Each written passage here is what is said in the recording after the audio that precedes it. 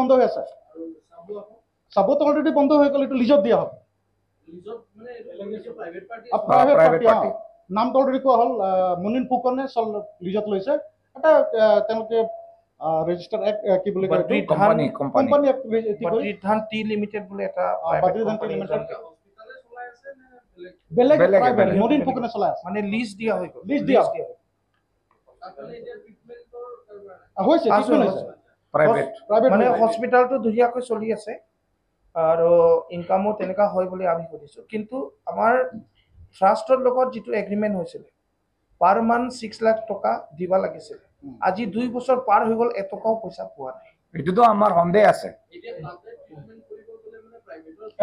Private office এটা আমাৰ হাতত নাই, আমাৰ চাৰ্চৰ পৰা ওলাই গ'ল হস্পিটালটো, চেৰিটিৰ এতিয়া নাই আৰু তাত চাৰ্চৰ হাতৰ পৰা ওলাই গ'ল। তাৰপাছত আমি তিনিচুকীয়া নাৰ্ছিং স্কুলৰ কাৰণে অলপমান আপোনালোকৰ কাৰণে সেইটো এটা সকলোৰ কাৰণে এটা ইনষ্টিটিউট হয়।